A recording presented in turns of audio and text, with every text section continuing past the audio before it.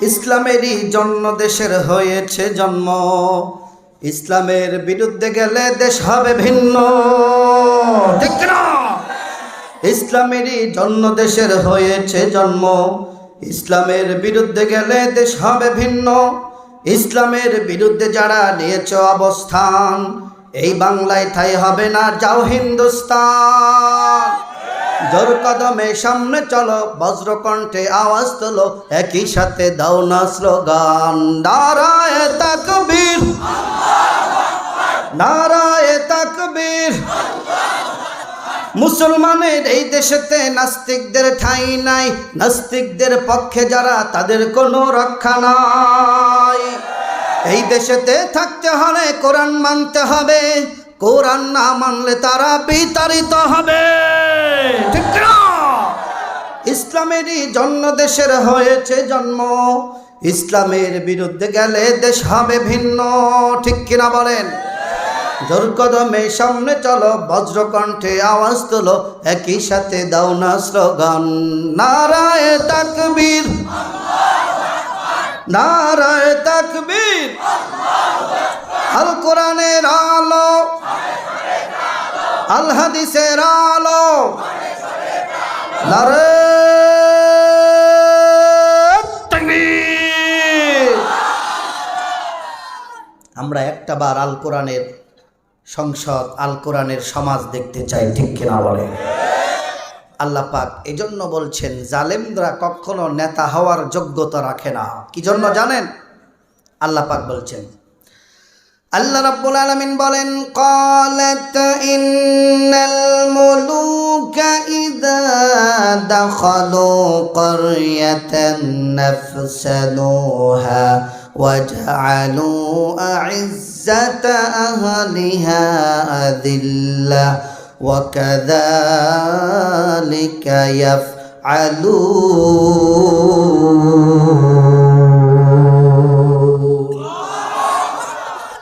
আল্লাহ পাক বলছেন, জালেমরা যখন ক্ষমতায় যায়, যখন চেয়ার তারা পায়, ক্বালাত ইন্নাল মুলুকা ইযা দাখালু ক্বরয়াতান নাফসাদুহা, সর্বপ্রথম তারা সমাজের মধ্যে ফিতনা ফাসাদ সৃষ্টি করে দেয়। কথা বলেন ঠিক কিনা? দ্বিতীয় কাজ করে, ওয়াজআলু আ'ইজ্জাতা আহলিহা, ওই সমাজের, ওই দেশের যারা সম্মানিত ব্যক্তি তাদেরকে লাঞ্ছিত করে, অপমানিত করে, অপদস্থ করে দেয়। কথা বলেন ঠিক না বেটি? আর যারা ইমানদার, আল্লাহ পাক বলছেন, আল্লাযীনা ইম্মাক্কান্নাহুম ফিল আরদি আকামুস সালাত ওয়া আতাবুজ যাকাতা ওয়া আমারু বিল মা'রুফ।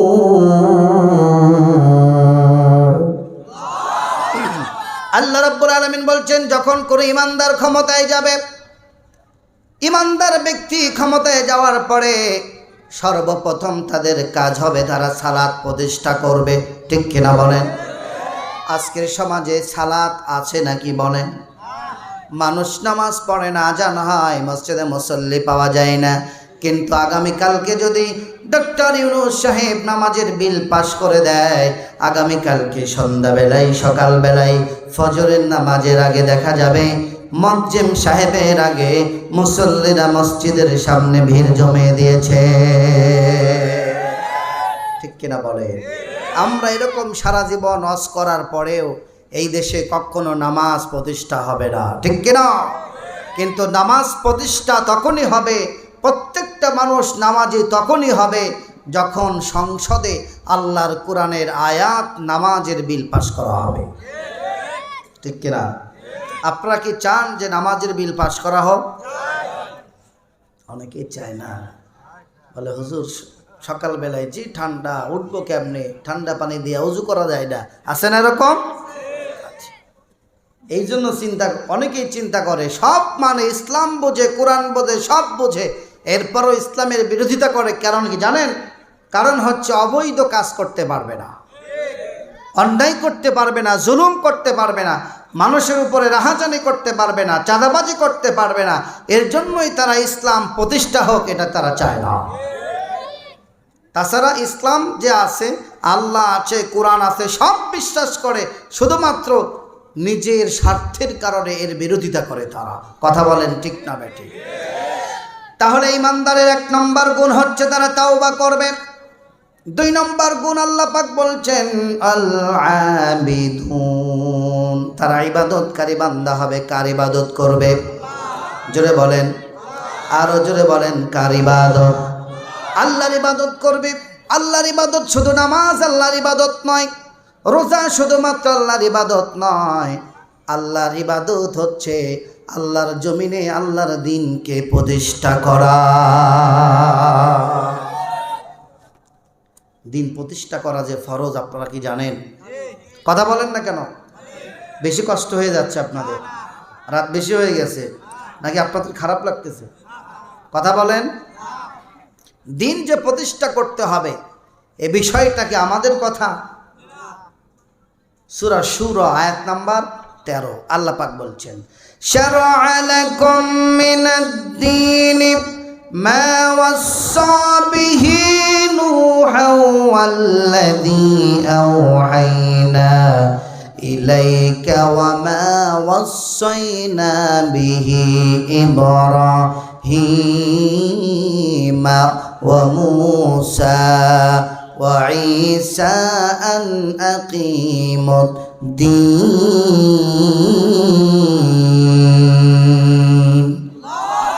আল্লাহ রাব্বুল আলামিন নবীজিকে বলছেন, নবী, দ্বীন প্রতিষ্ঠার ব্যাপারে আমি রাব্বুল আলামিন শুধু তোমাকেই দিলাম না, নূহ আলাইহিস সালামকে দিয়েছিলাম, ইব্রাহিমকে দিয়েছিলাম, মূসাকে দিয়েছিলাম, ঈসাকে দিয়েছিলাম। তাদেরকে একটা কাজ দিয়েছিলাম, তোমরা আমার দ্বীনকে প্রতিষ্ঠা করো, দ্বীনকে কায়েম করো। দ্বীন কায়েমের ব্যাপারে তোমরা কখনো পার্থক্য হয়ে যেও না।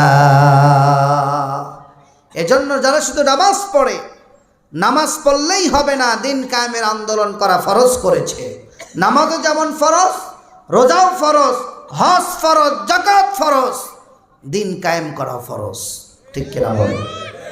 এই দ্বীন কায়েমের আন্দোলন করেছে, মহিলারাও করেছেন। আল্লাহ নবীর একজন সাহাবা মহিলা, উম্মে আম্মারা মহিলাটির নাম। উম্মে আম্মারা কি নাম? উম্মে আম্মারা তার ছেলে, মেয়ে, স্ত্রী, স্বামী সব সহকারে দ্বীন প্রতিষ্ঠার জন্য জিহাদের ময়দানে ঝাঁপায়া পড়েছে। আমার মুসলমান ভাইরা, সেদিকে যাব না। তাহলে 2 নম্বর মুমিনের গুণ হবে ইবাদত করবে। শুধুমাত্র নামাজ, রোজা, হজ, যাকাত করবে না, সমাজে যত ভালো কাজ আছে সব তারা করবে 2 নম্বরে। 3 নম্বরে আল্লাহ রাব্বুল আলামিন বলছেন ওয়াল হামিদুন। 3 নম্বরে গুণ হবে তারা হবে আল্লাহ রাব্বুল আলামিনের প্রশংসাকারী। আল্লাহু আকবার বলেন। আল্লাহর প্রশংসাকারী বান্দা হবে। শুধুমাত্র খাওয়ার পরে শুকরিয়া আদায় করবে এরকম নয়। আল্লাহ বলছেন 3 নম্বরে মুমিনের গুণ হবে সর্ব অবস্থায় ভালো থাক, খারাপ থাক। ফাঁসির মঞ্চে যাচ্ছে, ভাই কেমন আছেন? আলহামদুলিল্লাহ। ঠিক কিনা বলে? এটা হলো প্রশংসাকারী আল্লাহ। 4 নম্বর আল্লাহ পাক বলছেন আস-সাইহুন। 4 নম্বরের গুণ হবে তারা সিয়াম পালন করবে, সিয়াম পালনকারী বান্দা।